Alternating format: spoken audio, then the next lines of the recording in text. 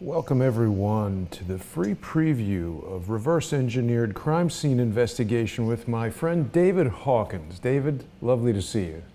Yeah, thank you for having me on the show, Jason. Are you all right, David? Yeah, I rushed out. I got indigestion, but I rushed back in, so I'm all right. All right.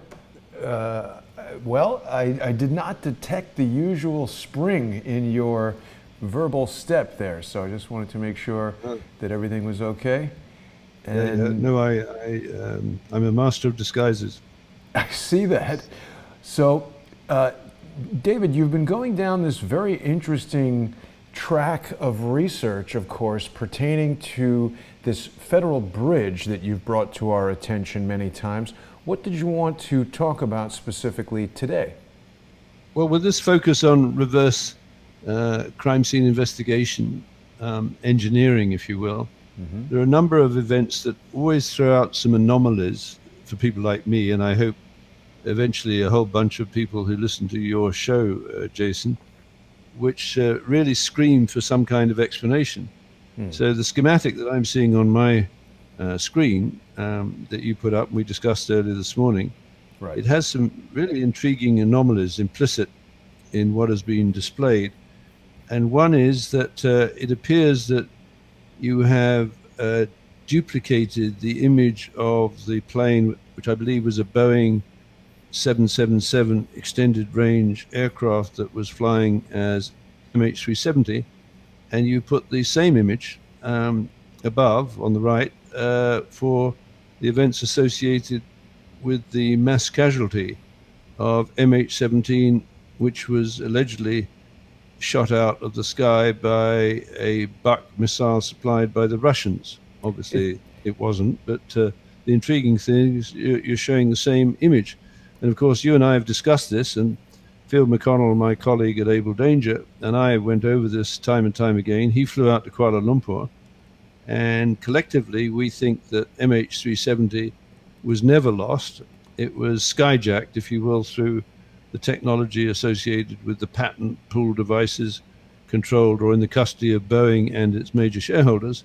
And it was flown to the British Indian Ocean territory of Diego Garcia, where either one or some or several of the passengers were tortured to death. Now, specifically, there were 20 high-grade free-scale semiconductor technicians on that flight heading from Kuala Lumpur to China, where Boeing, I believe, has some production facilities. Very stupid of Boeing, but then I don't think they had any choice.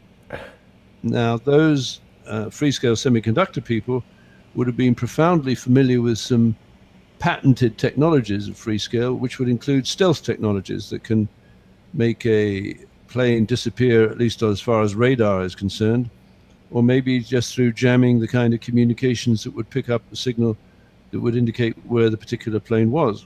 right. So if we go back from that, what intrigues me is that Field predicted there would be a second explosive event. Well, the first one with related to MH370, they don't know that it was explosive, but it was certainly a skyjacking. Hmm. And let me just read what Field was said in an Able Danger excerpt from way back. On 17th of October 2014, Field McConnell taped a TV interview detailing his exposure of the Boeing Honeywell uninterruptible autopilot to Malaysia and Emirates.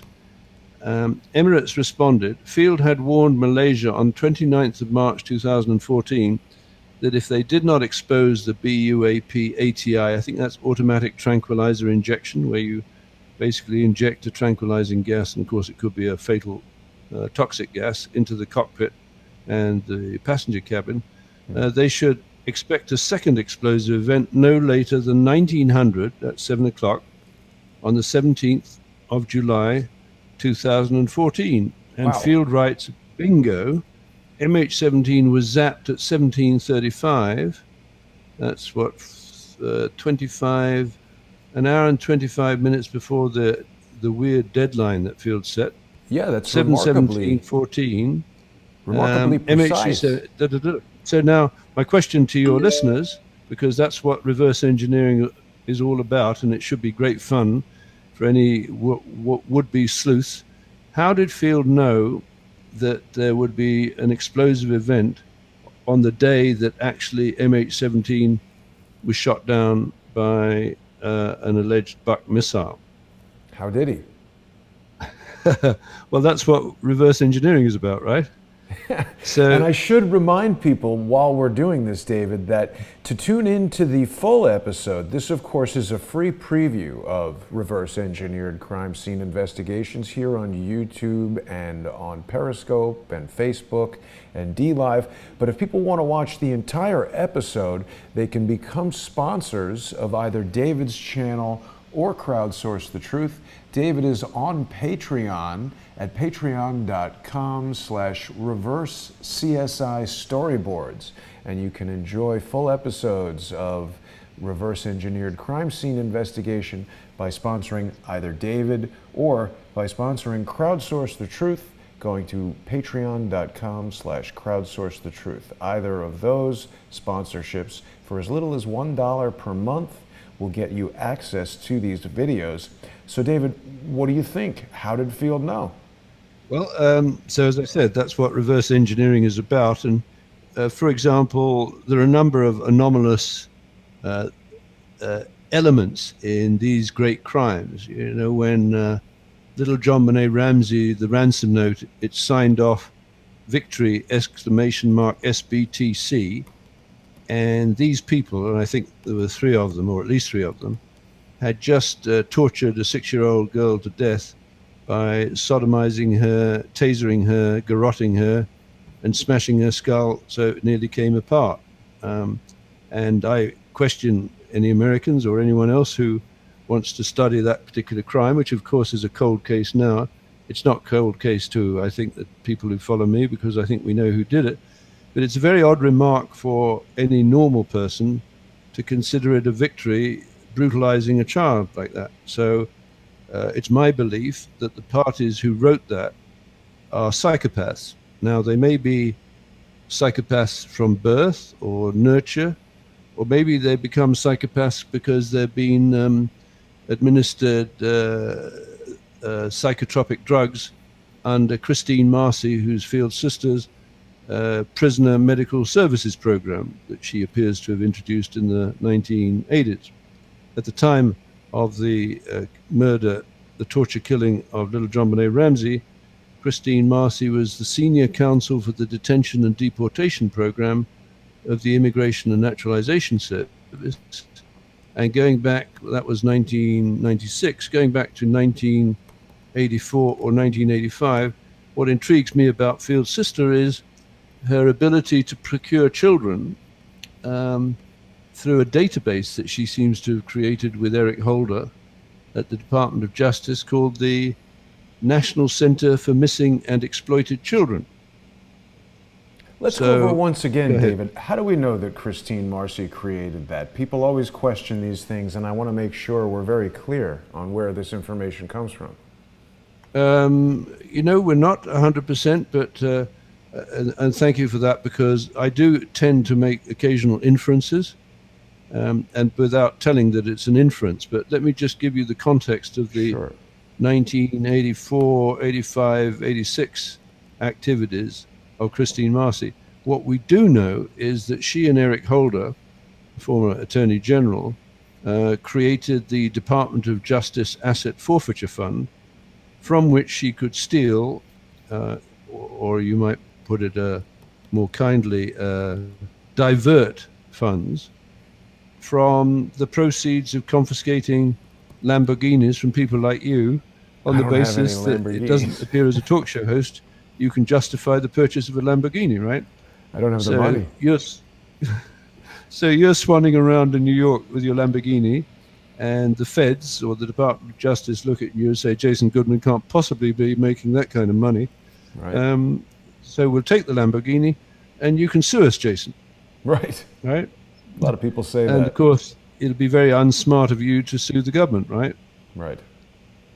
Now, well, also, if you're a criminal and you've obtained the Lamborghini through ill-gotten funds, obviously you're not going to be too enthusiastic about bringing legal attention to the matter.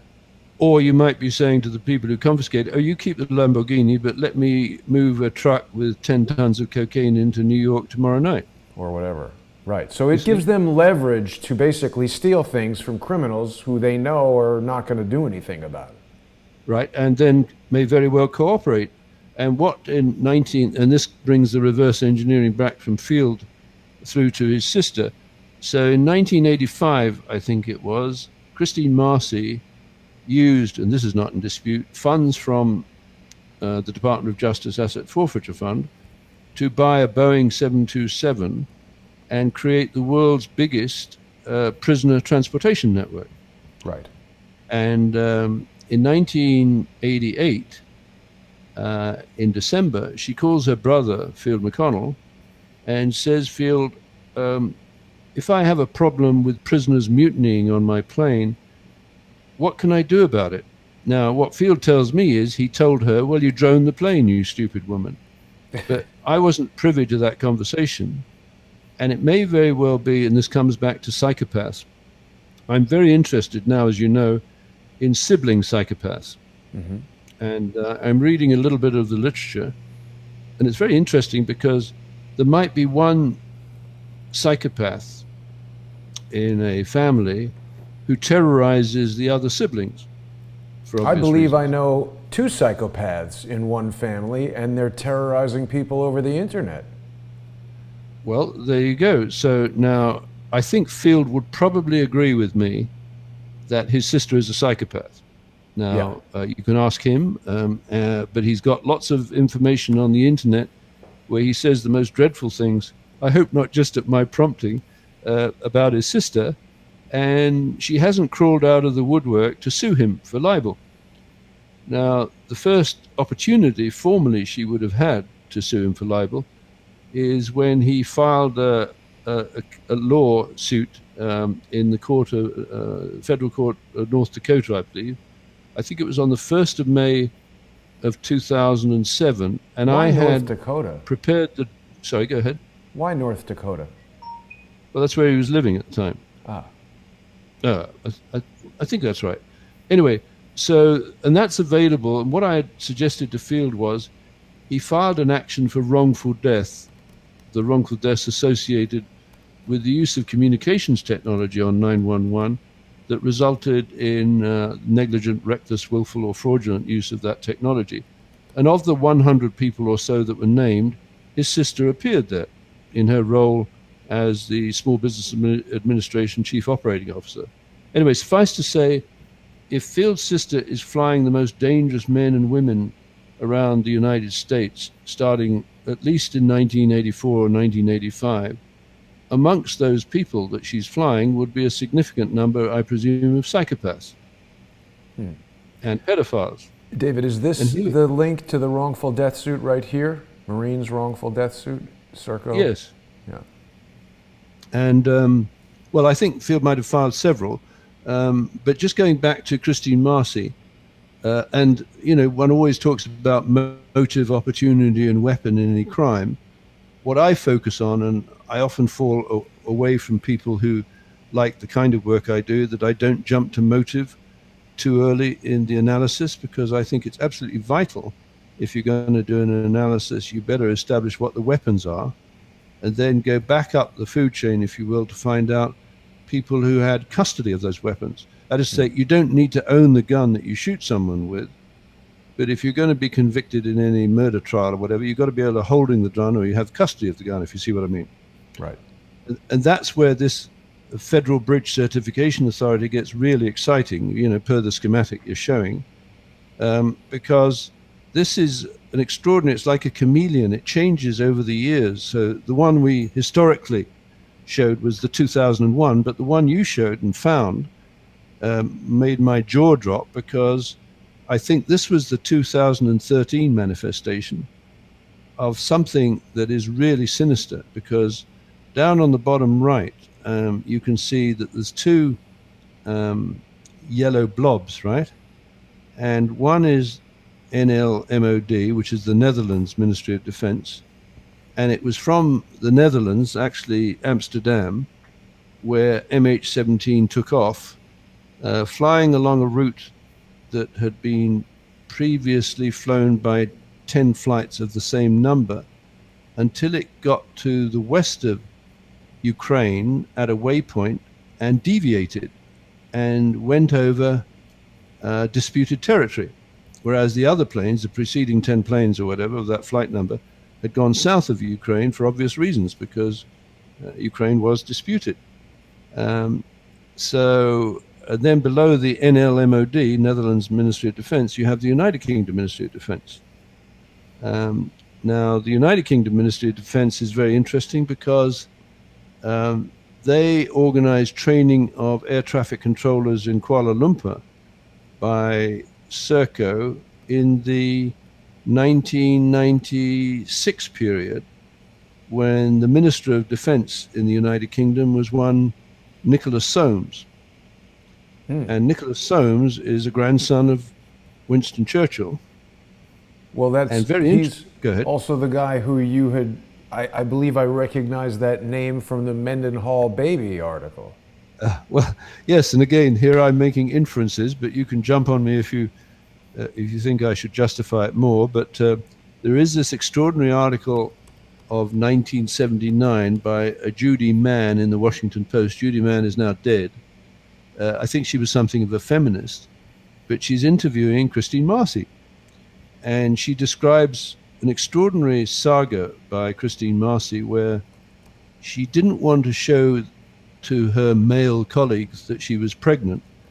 So I don't know how anatomically you do this if you're a woman, but anyway, it appears that Christine Marcy, with the first child, born in 1978, I think, was able to conceal the fact that she was pregnant, and then she didn't show up at work she was working at the Office of Personnel Management. She didn't show up at work on the morning where she delivered the child, but the day after delivering the child, she's at work and she's crowing about it. She's saying, I'm as good as a man, and da-da-da-da-da-da. And I was able to prove that women can hold down men's jobs. I feel there's some fundamental weakness in a woman who doesn't glory in the fact that she's just brought a little baby into the world and wants to be with it. But anyway, that's maybe just me because I'm an old-fashioned Brit. In typical Washington Post fake news accuracy, they're referring to Field's niece as a chili, not a child. So that's interesting as well. Yes. Now that's the first niece, right? I guess. Now, the second niece of Field was born, and about 4 or 5 pages down in that article in the Washington Post, we come across this term Mendenhall's baby, right? Now, when I saw that, I said, what the hell is this? Why isn't it McConnell's baby if she was using her maiden name, or Marcy's baby if she's using her married name? Anyway, there it is. And again, I challenge your audience, or our collective audience, if that's the right term, to interpret what Mendenhall's baby, but maybe you can say, because I don't want to offend your listeners, what the Urban Dictionary says about being Mendenhall. Jason, over to you. Well, we'll just bring it up so that we can allow people to see it. But of course, Mendenhall is to mount someone from behind while they're in the fetal position on the ground. After the deed is complete, you roll them over and see the humiliation in their eyes. This is best accomplished in front of a large audience. I mean, it's so bizarre, David. Is there any other definition of this, Mendenhall? Is there any possibility that the first thing it brings up is this Urban Dictionary, but can't anyone put that in there? And then the second thing it brings up is that Washington Post article, and then everything else appears to come from Able Danger. So, well, that's right, because I found Mendenhall's baby, and I asked around. No one can give me an explanation of Mendenhall's baby. So this is what reverse engineering about. Let's assume that the Urban Dictionary is correct, and you sodomize. You basically the child is conceived. Ritual humiliation. Ritual humiliation in front of an audience, which might include members of the senior executive service, which Christine Marcy had founded about then, and then. The person doing the Mendenhalling, that is the male, very interesting, because to Mendenhall and have a child born in August of 1979, which is Field's second niece. And this raises the fascinating possibility that his second niece is the great-granddaughter of Winston Churchill. Wow. So from a movie point of view, and you know that I'm thinking about pitching our scripts, our audio-visual script with the storyboards through to my friend David Dornaway in the United Kingdom to see if anyone would like to run with the story, because I think this is beyond, well, it's not beyond belief, but I think it's fairly real. Wouldn't it be interesting if Nicholas Soames, who I believe is a psychopath, who threatened Princess Diana, that accidents will happen because she was going on about landmines. Wow. Wouldn't it be interesting if Nicholas Soames, the grandson of Winston Churchill, is the father of Field McConnell's niece? And where I'm going with this is, I believe that there is pretty good evidence that the Soames brothers are psychopaths, or one of them is, and that the McConnell siblings, Christine Marcy and Field McConnell, are psychopaths, or one of them is. Now, Field is a fascinating guy. He's as sharp as a tack. I'm a good friend. We somehow or other diverged in our desire to analyze these crimes, where I started or helped him found Able Danger, and the mantra that I had suggested for Able Danger was cloud-centric crime scene investigation, which is maybe very prosaic, very boring, and very dull, but I find it fascinating because I'm less tempted to go down the avenues, it's the Jesuits, it's the Pope, it's the Queen, it's the Jews, and much more as an engineer interested in, can I match the signature of the crime scene with any device or method described in the patent office? And here's where I come to this extraordinary patent that was granted to Jerome Lemelson in 1999. And if I may, I don't know if I've got it there. If I don't, yes. Can I just read a little part of this? This is Jerome, or maybe you can just pop it up. Jerome Lemelson's prisoner tracking and warning system and corresponding methods. Now, if you could pop that up on your screen, right, so the audience could look at it. Yep. It comes out with an area with which I'm extremely familiar, because I don't know if you recollect, but I was coordinator of artificial intelligence and geoscience research for Schlumberger in Ridgefield, Connecticut in 1980, 1981.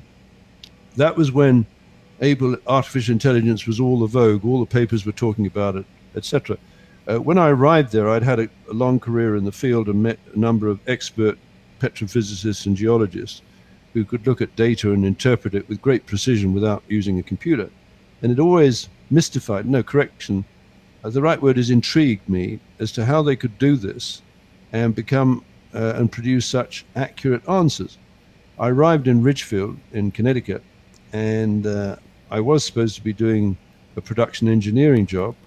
And then I met a guy called Luke Steels. I think he had a double PhD in computational linguistics, and he had a forehead about 3 times as long as mine. So he's super bright. His fingers could blur over the thing. And I started chatting to him, and he was from ex-MIT, or with MIT, or had been with MIT. And we started talking about artificial intelligence, and I said, people seem to be discussing artificial intelligence without reference to the way experts approach problems. Anyway, cut a long story short, I started thinking about how to emulate human expertise. But and I wrote a paper, an analysis of expert thinking that I think it was published in the International Journal of Man-Machine Studies in 1983, around then. And what I warned people about, and this is 1983, which is 25 years ago, or is that 35, is that computers and software, they have no ability to empathize with human beings. So if you program a computer and use, and this is the words I think from memory from the Lemelson patent, use some combination of artificial intelligence, fuzzy logic, or expert system algorithms to upgrade or downgrade a prisoner's privileges, and I didn't use the language back then, but I'm using it now, and I'm using that to your audience, you create a zombie who can kill at will without turning a hair. So the terrifying thing is, in the United States Patent and Trademark Office, driven by some really dirty people in England, going back to, I believe, Victor Rothschild, who died in 1990, they captured your United States Patent and Trademark Office possibly as early as 1811, when the first superintendent of the United States Patent and Trademark Office was a guy called Dr. William Thornton, who incidentally was the architect of the Capitol building.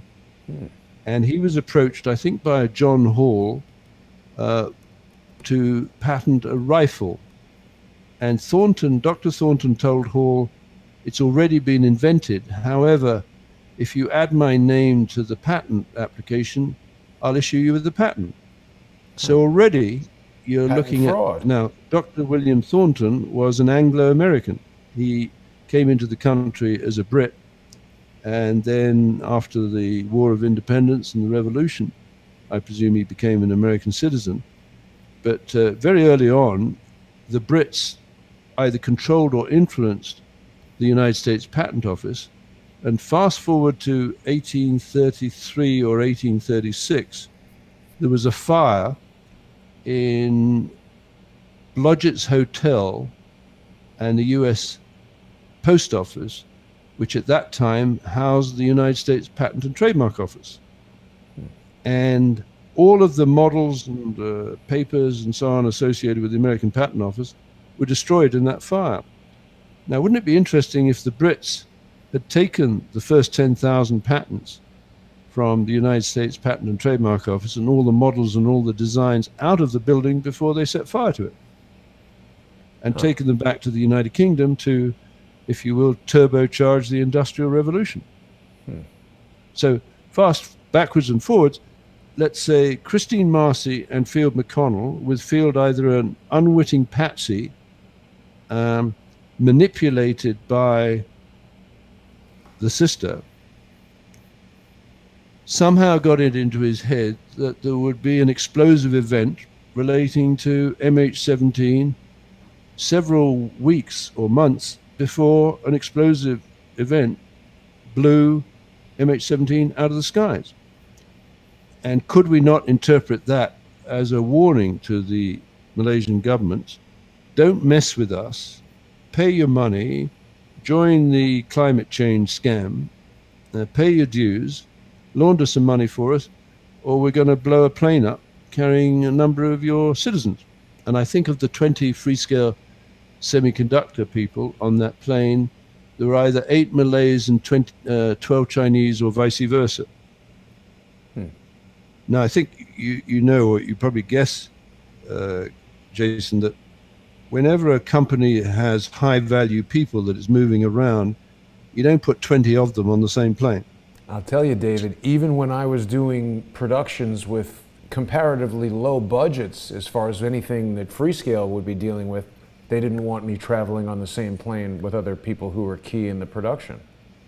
Of course, and for obvious reasons. So now why would Freescale feel obliged to put 20 of its top staff, technical staff, on the same plane, and it lost them all?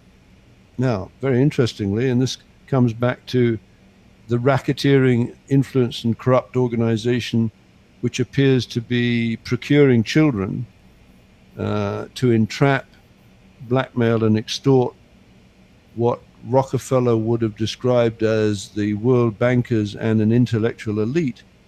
This is possibly one of the explanations that I'd like to consider when trying to understand why no one seems to know what happened to MH370. So am I understanding correctly that you're saying that the Center for Missing and Exploited Children is actually the Center for Stealing and Exploiting Children? Well, it's the weapon by which that operation would be very profitable, right? Because then you have an inventory of children that have been reported missing or are being exploited. So if Christine Marcy was flying some really nasty people on furlough from a jail whose privileges could be adjusted upwards. Let's say they're psychopathic pedophiles, and they could be given access to children if they do what they're told, or threatened that if they had access and abused the child, they would be returned to jail, and then the other prisoners would be told what they'd done to the child, in which case running a blowtorch over their genitalia would be a pretty merciful way of leaving this planet. So Christine Marcy, in my mind, now whether she's born a psychopath or someone frightened her or got her to, involved in this Mendenhall type ritual, I think she became a psychopath, or is a psychopath to this day. I think her brother, and I'm sure he would be very offended if I said so, but I believe is naive and very good-hearted and kind, etc. He wants to do the right thing, but because he's a rather eccentric individual, I think he could be quite easily manipulated. So I think the forces behind Christine Marcy decided that they would deliver a warning to the Malaysian government through Field, where they said to the Malaysians, whatever they particularly wanted, we want your free-scale semiconductor technical people to transfer stealth technology to China or to the UK. They used Field to threaten the Malaysian government. Otherwise, unless you or your listeners can think of a better reason, how can Field have predicted the precise day when the second explosive event occurred? Over to you. I certainly have no idea. Maybe, we could ask him how he predicted that. Yes, you or how that idea came to him. It's a curious. I'm definitely with you on this idea that, is it possible that Christine Marcy was manipulating Field? And I think certainly without necessarily knowing either of them personally, it's pretty clear that siblings generally know each other very well. Intricacies of their other siblings' personalities, perhaps they even know their siblings better than those siblings know themselves. So it's an intriguing hypothesis that perhaps Field has been manipulated in some way by Christine Marcy. I am curious to know what Field thinks about it. I will contact him and ask him. I know there's been a little bit of a sort of a rift between you guys, and I don't want anything to aggravate that. I do want to remind people that are viewing right now that this is a free preview of Reverse Engineered Crime Scene Investigations, and at 4 p.m. Eastern, 1 p.m. Pacific,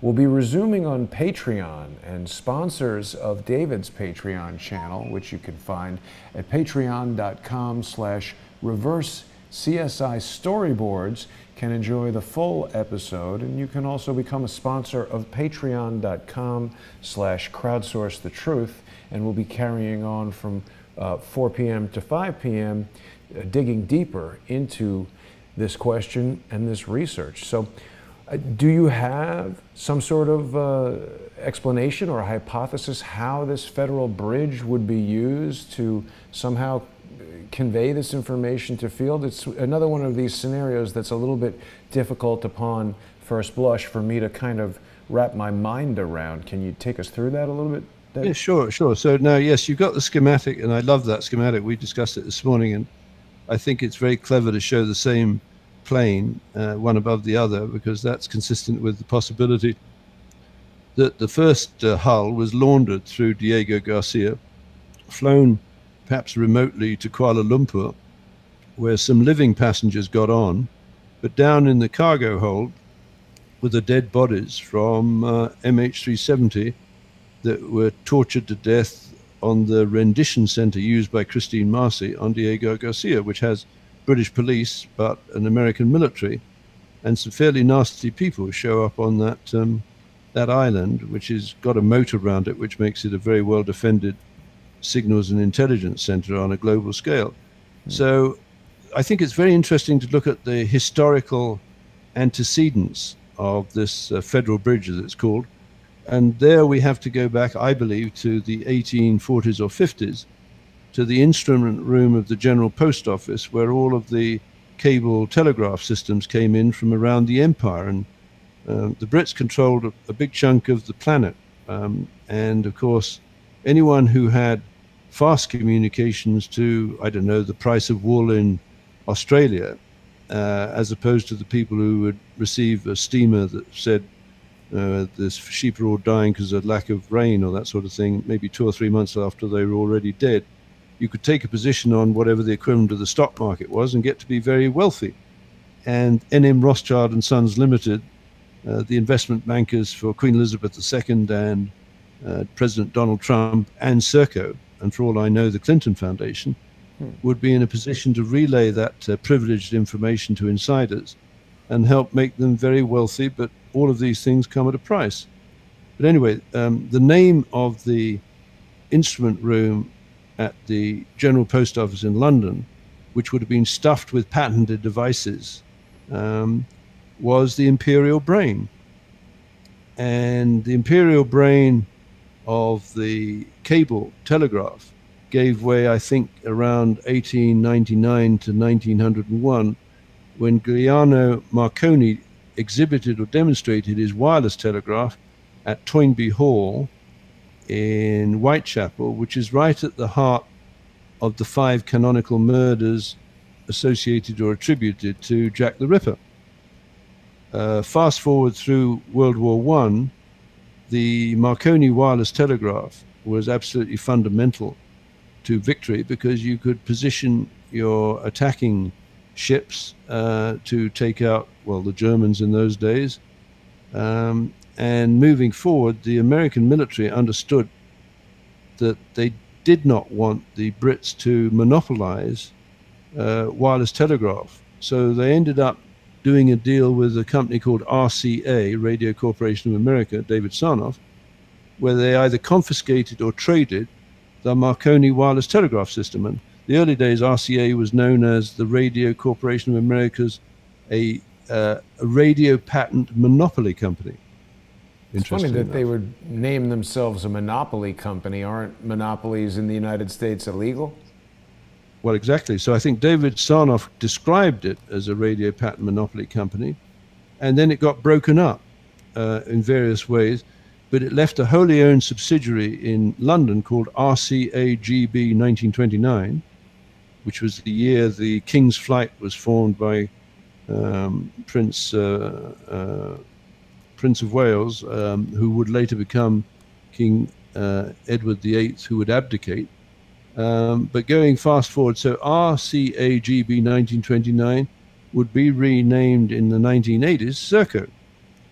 So Serco had effectively a monopoly on the patents associated with radio communications in the period when, just after Christine Marcy had a conversation with Field McConnell about how to drone an aircraft, and after I'd filed a patent application for the deductive computing machine, a man called Oliver Buck Revell takes his son and daughter-in-law off the tarmac just before Pan Am 103 takes off to get blown up over Lockerbie. And there are no coincidences. Right. So I believe the Federal Bridge Certification Authority public key infrastructure was invented by GCHQ, or at GCHQ, Government Communications Headquarters in the United Kingdom in the early 70s, Jason. Wow. So I'm suggesting that the Federal Bridge took over the role of the Imperial Brain dating 100 years before. So Okay. there is absolute continuity between the British Empire, if you will, and the control of the free world through patent offices and privileged communications, such that they can deploy a Con Air SWAT team anywhere, anytime, including in advance of blowing up MH17 over East Ukraine, where down on the ground the rebel commander arrives and he says, "There's something odd here," well, whatever it is in Ukrainian. The bodies are rotten. There's no blood. And there are little bags full of passports. So what I think happened is there may have been some live people getting on in Kuala Lumpur, but the bulk of the bodies came from people in the cargo hold that had been stuffed there, rotting in the heat of the Diego Garcia sun, and it's one way of laundering the hull of MH370, which incidentally was tracked through the Inmarsat pinging from the Rolls-Royce Trent engines.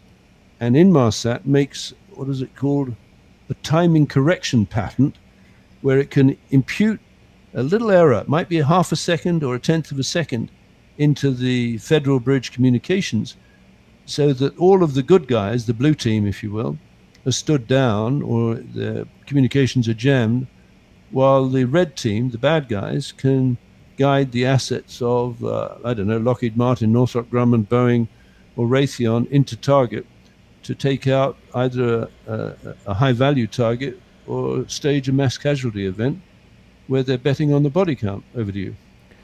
Now, David, we only have a few minutes left before we switch over to our show on Patreon, which of course people can enjoy by becoming a sponsor either at patreon.com/reverse CSI storyboards or on patreon.com/crowdsource the truth.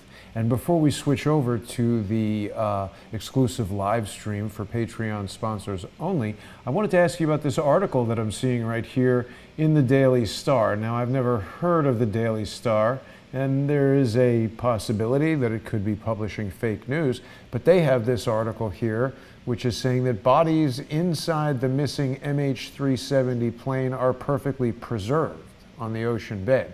Is this speculative, or what? How do they get this? Victor Rothschild was a chemist and a biologist. I'm an engineer, but don't fish eat bodies? So what are these bodies doing on the ocean bed? Have they been inoculated against predatory fish? I mean, it's ridiculous. Huh. Look at the bodies coming out of MH17. You know, there's a whole machinery set up to take evidence. Now, this is a crime scene, Jason. Yeah. Right? So what they should be doing, for example, is putting the equivalent of the Ukrainian yellow tape around that crime scene and doing a forensic analysis of the bodies. Now, what I'm told secondhand is that the pilots showed shrapnel from a proximity fuse that would have blown little butterfly bits of metal into their bodies and through the hull. The hull would have stopped almost stone dead. Now, what I would be interested in as a forensic engineer is, could that proximity fuse have been built according to the patent taken out by British Aerospace? Because the proximity fuse was one of the technologies transferred by the Brits in World War II in the Tizard mission, right, where the proximity fuse is considered to be one of the technologies that helped in the victory of the Allies over the Germans in World War II. So you have a continuity of custodians between the technology needed to win World War II and needed to have Christine Marcy deploy prisoners whose privileges might need upgrading or downgrading into a crime scene, and the crime scene associated with MH17 that was predicted by Field McConnell a couple of months before it actually happened. Over to you. Now, real briefly before we end our free preview here and head over to Patreon, I did find this article in the Daily Mail. Craig Murray, the former United Kingdom ambassador to Uzbekistan, has told me to never trust the Daily Mail. I don't know why he feels that way, but they do have an article here which is reporting that the rebel commander blamed for downing MH17 says the bodies aren't fresh, and he claimed that the corpses at the crash site had been dead for days. Now, this is Igor Gherkin. He's named after a small pickle. What is the time frame between Field's prediction? Like, when did MH370 go missing, and when was MH17 shot down? This guy says they're dead for days, but maybe he doesn't know that much about pathology, and he's just looking at bodies that have been dead for weeks or months? MH370 disappeared on the 29th of March. Apparently, Field warned Malaysia on the 29th of March 2014 if they did not expose the BUAP, they could expect a second explosive event no later than 1900 on the 17th of July 2014. And lo and behold, The that was the date. exact day Yeah, when the thing was shot out of the sky. it's very troubling. Well, So it's troubling. Now, Field might have an explanation that he's a highly evangelical type of person, and he may say, "Well, God told me." But for me, as a skeptical engineer, I find it an odd way for God to communicate to a member of his flock. right. God's generally not quite that specific with dates and times. David, with that, I think we're going to close out this stream and invite people to join us on patreon.com/reverse CSI storyboards or patreon.com/crowdsource the truth. We'll carry on our discussion there. And with that, I will see you in just 14 minutes, David. Thank you very much, and we'll be back with you in a moment. I want to thank everyone for watching and invite viewers to join us on patreon.com. We'll be right back. Thank you, Jason.